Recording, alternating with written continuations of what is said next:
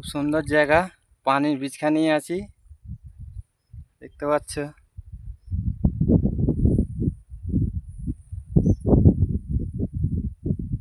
মাছই মাছ হয়ে যায় অনেক।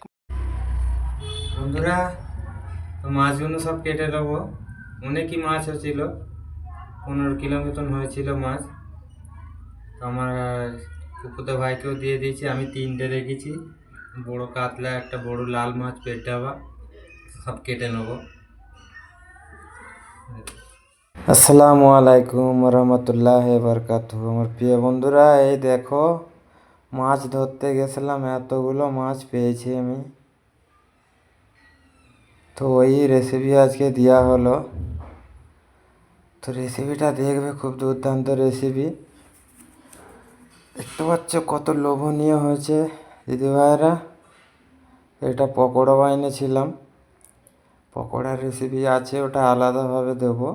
তো এতে পকোড়া বানাবার রেসিপিটা দিইনি, শুধু রান্নার রেসিপিটাই দিয়েছি। তো দেখতে থাকবে বন্ধুরা, ভালো লাগলে লাইক করবে, কমেন্ট করবে। নতুন যারা দেখছে সাবস্ক্রাইব করে পাশে থাকবে বন্ধুরা। খুব দুর্দান্ত স্বাদ হয়েছিল।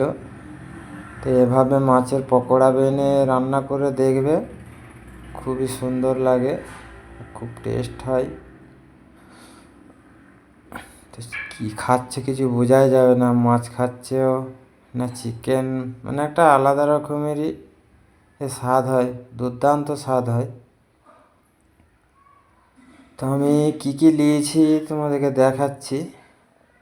এখানে আছে সাদা তিল, বাদাম, কাজু, আর আছে শুকনো নারকোল, জিরা আছে, একটা লঙ্কা, দালচিনি, স্টার আনিস, 5টা এলাচ, একটুখানি জয়ত্রী, আর এখানে আছে 5 ফোড়ন। এইগুলোকে পিষে নেবো। তার সাথে একটা টমেটোর, একটা পেঁয়াজও দিয়েছি।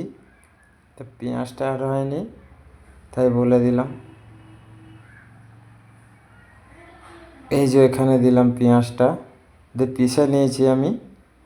তো এই ফোড়নও দিয়ে দিলাম, কাঁচা লঙ্কা, কারি পাতা। কারি পাতা ছাড়া কোনো গতি নেই, কারি পাতা খেতেই হবে, না ভাত হজম হবে না। তো আমি এখন ওই বেটে রাখা মশলাটা দিয়ে দিলাম। খানিকক্ষণ কষবো, যেহেতু আমি কাঁচা মশলা বেটেছি, ভাজিনি, ভালো করে একটু কষে নিতে হবে যেন মশলাটা ভাজা ভাজা হয়ে যায়। এই যে আদা দিয়ে দিলাম পিসা, আদা রসুন পিসা, একটু লবণ দিয়ে দিলাম স্বাদ মতন, একটু হলুদ দিয়ে দিলাম, আর এখানে দিলাম জিরে গুঁড়ো, ধনে গুঁড়ো। তো আর কিছু লাগবে না, এমনিতেই অনেক কিছু মশলা দেওয়া আছে। আর দিয়ে দিলাম লঙ্কা গুঁড়ো। তো এতেই আমার হয়ে যাবে, বেশি কিছু মশলা দিলাম না। একটু পানি দিয়ে কষলাম। এই দেখো বন্ধুরা, তেল বেরিয়ে গেছে, এতে কত সুন্দর তেল বেরিয়ে গেছে।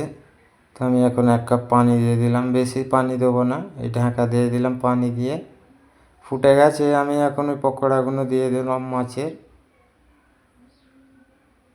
মাছের করে রাখা পকোড়াগুলো দিয়ে দিলাম, সবগুলোই দিয়ে দেবো। তো একটু নেড়ে দিলাম, নেড়ে দিয়ে একটু ঢাকা দিয়ে দিয়ে, আর খোলার পরে আমি এই যে দিলাম, এটা স্পেশাল মশলা, আর একটু ধনে পাতা দিয়ে দিলাম। 2 মিনিট ফুটিয়ে নেব, ফুটে তাহলেই আমার হয়ে যাবে কাতলা মাছের পকোড়া রেসিপি। দেখতে পাচ্ছ বন্ধুরা। তো নেক্সট ভিডিও আবার দেখা হবে, ভালো থেকো, সুস্থ থেকো।